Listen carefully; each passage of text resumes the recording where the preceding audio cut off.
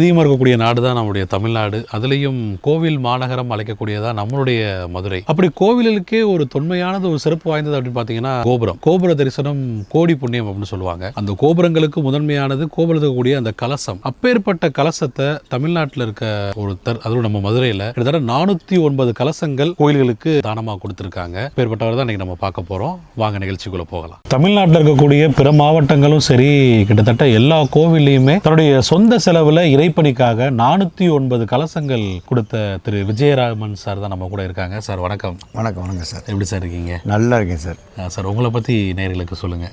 என்னுடைய பேர் விஜயராமன். நான் திண்டுக்கல் மாவட்டத்தில் பிறந்தேன். பூர்வீகம் வந்து தேனி மாவட்டம். அங்கேருந்து 1996 மதுரைக்கு வந்தேன். எனக்கு வந்ததுலேருந்து கோவில் நகரத்துக்குள்ளே வரவும் கோவில் மேலே அதிக பற்று ஆகி போயிடுச்சு எனக்கு. அதுலேருந்து எனக்கு டெய்லி கோயிலுக்கு போக வர இதே சூழ்நிலை எனக்கு உருவானது. ஆன பிறகு 2019 கலசங்கள் கொடுக்க ஆரம்பித்தேன். திருப்பணிக்காக நன்கொடை கொடுப்போம். கிட்டத்தட்ட 409 கலசங்கள் தமிழக கூடிய எல்லா கோயில்களுக்குமே கொடுத்துருக்கீங்களே. இந்த இறைப்பணியை எப்படி உங்களுக்கு கொடுக்கணும்னு தோணுச்சு? எதனால் இந்த கோயிலுக்கு கலசம்லாம் நம்முடைய சொந்த செலவில் கொடுக்கணும் அப்படின்ற ஒரு எண்ணம் உங்களுக்கு வந்துச்சு? எனக்கு அடிக்கடி கனவுல வர்றது வந்து தெய்வங்கள்லாம் கனவுல வரும்போது கலசங்களை கண்ணில் காட்டிக்கிட்டே இருக்கும். சரி, நான் ஒரு ஜாதகம் பார்க்கும்போது கோயிலுக்கு கும்பாபிஷேகம் நிறைய நீங்கள் பண்ணுவீங்க அப்படின்னு சொல்லி எனக்கு ஒரு ஜோதிடர் சொன்னாங்க. சரி, அதை ஃபாலோ பண்ணுவோன்னு சொல்லி முதல்ல என்னுடைய குலதெய்வத்துக்கு ஃபஸ்ட்டு கலசம் கொடுத்தேன். சில எதிர்ப்புகள் இருந்தாலும் கரெக்டாக கொடுத்து சக்ஸஸ் ஆனவனே அடுத்து 2-3 கோயில்களுக்கு கொடுக்கணும் ஒரு மனசு தோணுது. அப்படியே கொடுத்துக்கிட்டு இருக்கும்போது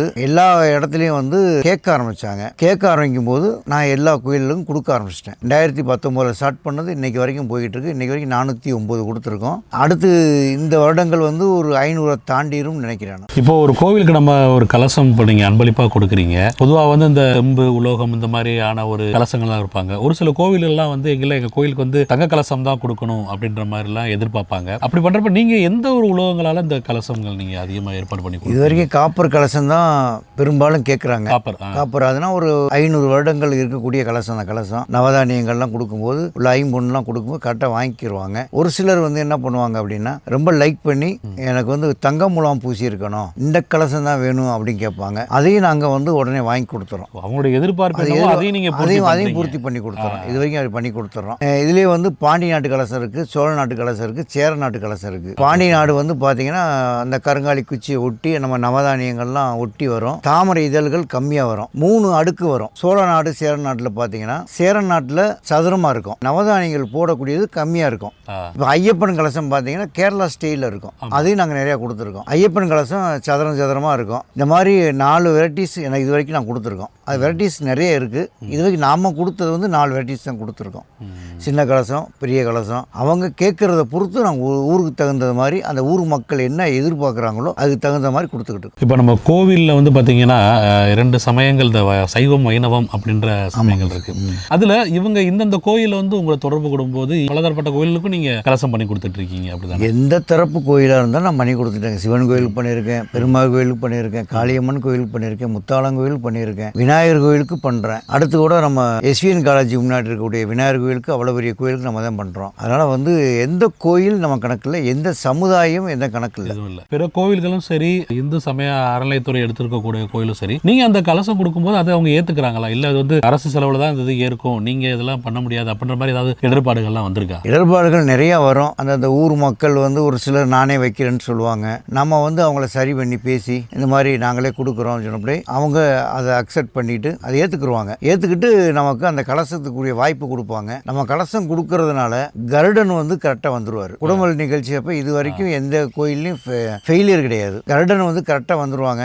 ஒரு சில கோயிலில் லேட்டாக ஒரு 20 நிமிஷம் 30 நிமிஷம் லேட் ஆகிருக்கு. இருந்தாலும் கருடன் வந்து நம்மளை ஆசீர்வாதம் பண்ணி கரெக்டாக பண்ணிடுவாங்க. அதுதான் நமக்கு ஒரு சிறப்பு. இப்போ பொதுவாக நம்முடைய ஒரு பகுதின்னு எடுத்துக்கிட்டாலே குறைஞ்சது ஒரு 5-6 கோவில்கள் இருக்கும். ஒரு ஊர் அப்படின்றப்ப பெரிய பெரிய ஸ்தலங்கள் நிறையா இருக்குது. அதில் நீங்கள் கொடுத்த கலசங்களில் பிரபலமான ஒரு கோயில் அப்படின்னா எந்தெந்த கோயில்? எந்தெந்த கோயில்னா தேனி மாவட்டத்தில் கொடுத்துருக்கோம், திண்டுக்கல் மாவட்டத்திலையும் கொடுத்துருக்கோம், ராமநாடு மாவட்டத்தையும் கொடுத்துருக்கோம், திருநெல்வேலி, தூத்துக்குடி, கடலூர் வள்ளலார் பிறந்த ஊருக்கு அந்த ஊர்லேயே ஒரு கலசம் கொடுத்துருக்கோம். இந்த மாதிரி வந்து பிரபலமான கோயில் நிறைய இருக்குது. அது சொல்லிகிட்டே போகலாம். அப்போ நீங்கள் இந்த கொடுத்துருக்கூடிய அந்த கோவில் இருக்கக்கூடிய ஊர்களெல்லாம் மக்கள் வந்து உங்களை எப்படி பார்க்குறாங்க? மதுரையிலேருந்து ஒருத்தர் வந்து நம்ம ஊரில் இருக்க கோயிலுக்கு வந்து கலசம் அன்பளிப்பாக கொடுத்துருக்காரு அப்படின்னது அவங்களுக்கு வந்து அவருடைய பாராட்டுதலும் அந்த பெருமையில் எப்படி இருக்குது? ரொம்ப இது பண்ணுவாங்க. பொன்னாடை ஒரு பொத்தி விடுவாங்க, சாமிக்கு போட்ட மாலை எடுத்து போடுவாங்க, நம்மளை சாமின்னு சொல்லுவாங்க. நான் அப்படிலாம் கிடையாதுங்க, நான் சாதாரண மனிதர், உங்களை போல மனிதர் தான். எனக்கு அந்த மாதிரிலாம் எண்ணங்கள்லாம் எனக்கு இல்லை. கடவுள் வந்து எனக்கு வந்து பணியை கொடுத்துருக்காரு. அந்த பணியை வந்து சிறப்பாக நான் செய்யணும். அந்த பணி வந்து எனக்கு அந்த பிராப்தம் கொடுத்ததுனால நான் உங்களுக்கு வேண்டதை செஞ்சு கொடுக்குறேன். இதுக்காக நீங்கள் பணம் கொடுக்க வேண்டாம். அப்படியே நீங்கள் எனக்கு பணம் கொடுக்கணும்னு நீங்கள் நினச்சிங்க அப்படின்னா அந்த பணத்தை அந்த ஊருடைய உண்டியலில் போட்டுருங்க, அந்த தெய்வத்தோட உண்டியலில் பணத்தை போட்டுருங்க. இதே வந்து ஒரு முறைப்படியான விஷயங்கள் நான் பண்ணிட்டு வரேன். கையில் வந்து நான் பணம் வாங்குறது இல்லை. எவ்வளோ கொடுத்தாலும் நீங்கள் உண்டியல் நீங்களே போட்டுருங்கன்னு சொல்லி போட வச்சிருக்கேன். இப்போ 409 கலசங்கள் கொடுத்துருக்கீங்க திருப்பணிக்காக. இந்த ஊர் மாவட்டத்தில் இந்த கோயிலில் வந்து நான் செய்யும்போது வந்து எனக்கே அவ்வளோ ஒரு பிரம்மாண்டமான ஒரு சுவாரஸ்யமான சம்பவம் நடந்துச்சு. மக்கள் அது ரொம்ப சந்தோஷப்பட்டாங்க அப்படின்ற மாதிரி ஏதாவது ஒரு விஷயம் இருக்கா? கண்டிப்பாக சார், அது இருக்குது. எனக்கு சொந்த ஊர்னு கூட வச்சுக்கலாம். அதை அந்த ஊரில் பார்த்தீங்கன்னா 250 வருஷங்களுக்கு பிறகு ஒரு கும்பாபிஷேகம் பண்ணுறாங்க. அதில் பார்த்தீங்கன்னா ஃபஸ்ட்டு கலசங்கள் நீ வைக்க சொல்லிட்டாங்க. நான் வச்சதுக்கு பிறகு நான் வைக்கிறேன் நீ வைக்கிறேன்னு சொல்லி பலர் போட்டி போட்டாங்க ஊருக்குள்ளே. நான் என்ன சொல்லிட்டேன், நீங்கள் வந்து கலசம் வந்து நான் கொடுத்துட்டேன், நீங்கள் பணம் கொடுக்கணும்னு நீங்கள் நினச்சிங்கன்னா உங்கள் பேரை கூட நீங்கள் போட்டுக்கிங்க. அந்த பணத்தை வந்து நீங்கள் உண்டியலில் போட்டுருங்க. அந்த பணம் எனக்கு வேண்டாம். அந்த கோயில் பணம் வீட்டுக்கு நான் எடுத்துகிட்டு போகக்கூடாது. இந்த ஊர் முக்கியஸ்தர் என்கிட்ட பேசுகிறாங்க. பேசிட்டு இவங்க வந்து இந்த ஆர்ச்சி போட்டிருக்காங்க, இந்த ஆர்ச்சியில் வந்து வைக்கிற கலசம் வந்து அவங்க பணம் கொடுத்துறேன்னு சொல்கிறாங்க, நீங்கள் வாங்கிக்கன்னு சொல்கிறாங்க என்கிட்ட. இல்லைங்க, எனக்கு வாங்குறதுக்கு ஐடியா இல்லை. எனக்கு நீங்கள் பணம் கொடுக்கணும்னு நினச்சிங்கன்னா அந்த அம்மாட்ட அந்த உண்டியலில் கொண்டு கொடுத்து போட்டுருங்க, போட்டுட்டு நீங்கள் விட்டுருங்க அப்படின்னு. அது அவங்களுக்கு வந்து மனஸ்தாபமாகி போயிடுச்சு. அப்படி இருக்கும்போது அந்த கலசத்தை எடுத்து அந்த யாகத்தில் வைக்க மாட்டேன்றாங்க. 250 வருஷமாக கோபுரமும் இல்லை கலசமும் இல்லை அந்த கோயிலில். அப்படி ஒரு வாய்ப்பு எனக்கு அந்த அம்மா கொடுத்துருக்காங்க. கொடுக்கும்போது முதல் நாள் நைட்டு வேகமாக போய் யாகம் முடிஞ்சதுக்கு பிறகு அந்த கலசத்தை எடுத்து யாகத்தில் வச்சு சாமி கும்பிட்டுட்டு மேலே ஏற்றிட்டேன். மேலே ஏற்றினப்போ அந்த முக்கியஸ்தரில் என்ன பண்ணுறாங்க அப்படின்னா அந்த கலசத்துக்கு மேலே தண்ணி தொளிக்க மாட்டேன்றாங்க. சிலைகளுக்கு மட்டும் பண்ணுறாங்க. அந்த ஐயர் இவங்கெல்லாம் வச்சு அந்த கலசத்துக்கு நான் தண்ணி ஊற்ற மாட்டோம் அப்படின்னு சொல்லி அந்த முக்கியஸ்தர்லாம் கொஞ்சம் ப்ராப்ளம் பண்ணுறாங்க. அப்படி சொல்லவும் எனக்கு என்ன மன வருத்தமாக இருந்தது. அந்த கலசத்தை நான் ஃபில் பண்ணும்போது என்ன பண்ணேன், 100 நாள் வேலை பார்க்குறாங்க ஏழை மக்கள், ஒரு 100 பேரை கூப்பிட்டு நீங்கள் தான் வந்து இதில் வந்து கலசத்துக்குள்ளே நீங்கள் ₹1 ₹2 காசை நீங்கள் போடணும், நவதானியங்கள் நீங்கள் தான் போடணும் அப்படின்னு சொல்லி அவங்கள பூரா அழைச்சி கம்ப்ளீட்டாக அதை முடிச்சு யாகத்தில் நைட்டு வச்சுட்டேன். நைட்டு 9 மணிக்கு மேலே தான் வச்சேன். அப்புறம் அந்த அம்மாட்ட போய் அம்மா இந்த மாதிரி ஊரில் அப்படி பண்ணுறாங்க, பண்ணும்போது எனக்கு ரொம்ப வருத்தமாக இருக்குது அப்படின்னு சொல்லி கண்ணில் தண்ணி வந்துட்டது. நான் தண்ணி வந்துட்டு சரி அப்படியே கிளம்பிட்டேன். மதுரைக்கு உள்ள என்ட்ரி ஆகலை. பயங்கரமான மழை. அந்த ஊர் மக்கள் எல்லாருமே என்னை கூப்பிட்டு பாராட்ட ஆரம்பிச்சிட்டாங்க. அந்த மலையில் மக்கள் நினைஞ்சு இன்னைக்கு வரைக்கும் அந்த ஊரில் சொல்லிட்டு இருக்காங்க. இன்னைக்கு வரைக்கும் அந்த அம்மா துணையாக இருக்காங்க கூட. முழு தெய்வ அனுகிரகத்தோட மக்கள் மனசில் இருக்கேன். அது எனக்கு அது போதும். 409 கலசங்கள் கொடுத்துருக்கீங்களே, எத்தனை கோயில் அப்படின்ற எண்ணிக்கை? இது வரைக்கும் 100 கோயிலுக்கு மேலே கொடுத்துட்டேன். இதோட ஒரு பெரிய விஷயம் என்னன்னு கேட்டிங்கன்னா, அயோத்தியில் ராமர் கோயில் வந்து கட்டியிருக்காங்க. அதே நாளில் என் சொந்த ஊரில் அதே ராமர் கோயில் 65 வருஷத்துக்கு முன்னாடி கட்டினதுக்கு கும்பாபிஷேகம் நடக்கவே இல்லை. அந்த கும்பாபிஷேகம் நடக்காதனால அந்த ராமர் கோயிலும் அங்கே நடக்கிற அன்னைக்கு அதே தேதி அதே டைமில் அந்த கோயிலுக்கு நான் கும்பாபிஷேகம் 71வது கலசம் நான் கொடுத்தது. அந்த கலசத்தை எனக்கு கொடுக்க வாய்ப்பு அந்த ராமர் எனக்கு கொடுத்தார். ஒரு கோவில் கோபுரங்களில் வந்து ஒரு கலசத்துல இருந்து 3, 6, 7, 12 இது வரைக்கும் இப்படி இருக்குல்ல? ஆமாங்க சார். அதில் அதிகப்படியான கலசம் இந்த கோயிலில் நான் கொடுத்துருக்கேன் அப்படின்றத கோயில் குறிப்பிட்டு சொல்லுவாங்க. ஒரு 2 கோயில் சொல்லலாங்க சார். தேனி பஸ் ஸ்டாண்டு பக்கத்தில் சிவன் மிகப்பெரிய சிவன் கோயில் இருக்கு. அதுக்கு ஒரு 30 கலசம் கொடுத்தோம் ஒரே கோயிலுக்கு. ஆமாம், சின்ன கலசம் தான். ஆனால் எல்லா இடத்துலையும் நம்ம அந்த கலசம் அதான் வைக்கணும்னு சொல்லிட்டாங்க. அங்கே இருக்கவங்க ஒரு 10 கலசம் வச்சாங்க. மொத்தம் அந்த கோயிலுக்கு 40 கலசம். அதில் 30 கலசம் நமக்கு ஒரு வாய்ப்பு கொடுத்து வாய்ப்பு கொடுத்தாங்க.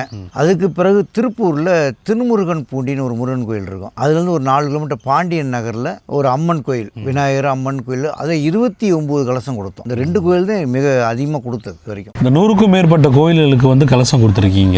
இந்த எல்லா கோயிலுக்குமே நீங்களே நேரடியாக போயிருக்கீங்களா? பணம் கொடுத்துட்டேன், அவங்களே எல்லாம் ஏற்பாடு பண்ணி எல்லாம் செஞ்சுட்டாங்க அப்படின்ற மாதிரி இருக்கு? அப்படி கிடையாது சார். 99% நான் போயிடுவேன். நீங்கள் அந்த இடத்துல இருப்பீங்க? ஆமாம். ஒரு நாளைக்கு 5 கோயில் இருக்குன்னு வச்சுக்கோங்க. 5 கோயில் இருக்கும்போது என்னால் ஒரு 2 கோயில் தான் என்னால் போக முடியும், அந்த டயத்துக்கு போக முடியும். இப்போ அந்த 3 கோயிலுக்கு என்ன பண்ணுவேன்னா, நான் வந்து யாராவது எனக்கு பிறகு ஒரு 2 பேர் ரெடி பண்ணி நீங்கள் போய் அந்த வேலையை முடிச்சுட்டு வந்துடுங்க அப்படின்னு சொல்லி அனுப்பிச்சி விட்ருவேன். கொடைக்கானலில் ஒரு கோயில் மிக பிரமாண்டமான கோயில் கும்பாபிஷேகம் போனோம் 5ஆம் தேதி நடந்தது. அதே நாளில் ராம்நாட்டில் கேம்ப் கேம்பில் ஒரு கோயில் நடந்தது. அப்போ வந்து இங்கே வரைக்கும் அந்த வரைக்கும் ஒரே டயத்துக்கு போக முடியாது. ஆமாம். நாங்கள் இப்போ எனக்கு பக்கத்தில் இருக்கனால கொடைக்கானல் போய் அந்த வேலையை நான் முடிச்சு கொடுத்துட்டேன். இப்போ அங்கே இன்னொருத்தர் அனுப்பிச்சுட்டு அந்த ஒர்க்கை முடிச்சு கொடுத்தேன். நைட்டில் வந்து ரோட்டில் கூட விரிச்சு படுத்துக்குருவோம். பெரிய எதிர்பார்ப்புள்ள அந்த கோயிலில் கேட்க மாட்டோம். ரூம் போட்டு கொடுத்தாங்கன்னா படுத்துவோம். இல்லையா நீங்கள் கோயிலில் ஒரு மூலையில் இடத்த கொடுங்கன்னு சொல்லி நாங்களே விரிச்சு படுத்துட்டு நைட்டு 12 மணி 1 மணிக்கெலாம் ஒர்க் பண்ணுவோம். ஒரு சில கோயிலில் 4 மணி வரைக்கும் நைட்லாம் ஒர்க் பண்ணிவிட்டு 2 மணி நேரம் தூங்கிட்டு கும்பாபிஷேகம் முடிச்சுட்டு வருவோம். அந்த மாதிரி கோயில்கள்லாம் இருக்குது. எல்லாத்தையுமே நாங்கள் வந்து எதிர்பார்ப்போடு செய்கிறதில்ல. கோயிலில் வந்து இங்கே உங்களை தொடர்பு கொள்கிறாங்க, சார் எங்கள் உங்களுடைய இறைப்பணியை பார்த்துருக்கோம், இந்த மாதிரி இந்த கோயிலில் வந்து நீங்கள் கலசம் கொடுக்கணும் அப்படின்னு, எங்களுக்கு இந்த தேதிக்குள்ளே வேணும், அதை எங்களுக்கு நீங்கள் உடனே முடிச்சு கொடுக்கணும் அப்படின்னு சொல்லி உங்கள்கிட்ட சொல்லிடுறாங்க. அந்த மாதிரி சூழ்நிலையில் உங்களுக்கு பண நெருக்கடி அந்த மாதிரி ஆனது, தாமதமானது அந்த மாதிரி இருக்கு? இது அடிக்கடி இருக்குங்க சார். நான் என்னுடைய ஃபஸ்ட்டு கலசத்துலேருந்து இன்னைக்கு வரைக்கும் பண நெருக்கடி அதிகமாக இருக்கும். பணம் வந்து பார்த்தீங்கன்னா முதல் நாள் ஈவினிங் வரைக்கும் கூட எனக்கிட்ட பணம் இல்லாமல் இருக்கும். எங்கிட்ட ஒரு பக்கம் கேட்டுகிட்டே இருப்பேன். யாராவது ஒருத்தர் வந்து உதவி பண்ணிடுவாங்க, 10,000 15,000 கொடுத்துருவாங்க. அவங்ககிட்ட வாங்கிட்டு போய் அந்த கலச வேலையை முடிச்சுட்டு திருப்பி கொண்டு வந்து பணத்தை திருப்பி கொடுப்பேன். இது இப்படி தான் அவன் லைஃப் ஓடிக்கிட்டு இருக்கு. இன்னமும் உங்களுடைய இந்த இறைப்பணியில் இந்த கலசம் கொடுக்குறது வந்து இன்னும் தொடர்ந்துக்கிட்டே இருக்குமா? கண்டிப்பாக இருக்கும். இது வந்து மாற்று கருத்தே இல்லை. நம்ம இருக்கிற வரைக்கும் அந்த கலச பணியை நம்ம செஞ்சுக்கிட்டு இருக்கணும் அப்படின்ற என்னுடைய ஆசைகள். கடவுள் வந்து எனக்கு அதுக்கு ஆசீர்வதிக்கணும். இவ்வளோ நாள் கொடுத்த கடவுள் இன்னும் மேலும் கொடுத்து எனக்கு பண்ண வைக்கணும். பொதுவாக வந்து நம்முடைய கடவுளுக்கு இறைப்பணி செய்யறது வந்து எல்லார் மனசுக்குமே ஒரு பரிச்சயமான ஒரு விஷயம் தான் சொல்ல முடியும். அந்த வகையில் வந்து சார் வந்து இது வரைக்கும் 450 கொடுத்துருக்காங்க. இன்னமும் தன்னுடைய சொந்த செலவில் தன்னுடைய வாழ்நாள் இறுதி வரைக்கும் நான் கோவில்களுக்கு கலசம் கொடுத்துக்கிட்டே இருப்பேன் அப்படின்ற மாதிரி சொல்றாங்க. இந்த மாதிரி உங்களுடைய ஊர் பகுதிகளில் சார் மூலியமா உங்களுக்கு வந்து கோவிலில் கலசம் அமைக்கணும் அப்படின்னு நினைச்சீங்கன்னா சாருடைய நம்பரை வந்து நம்மளுடைய பேஜ் கீழே டிஸ்கிரிப்ஷனில் கொடுக்குறேன். மறக்காம நீங்க சாரை நேரடியாக தொடர்பு கொள்ளலாம் சார். உங்களை கண்டிப்பாக பண்ணலாம் சார். முடிஞ்ச அளவுக்கு நான் பண்ணி கொடுத்துருவேன் சார். இவ்வளோ நேரம் எங்களுக்காக ஒதுக்கி நம்முடைய நேயர்களுக்காகவும் உங்களை பற்றி சொன்னதுக்கு ரொம்ப நன்றி. ரொம்ப நன்றிங்க. நன்றி.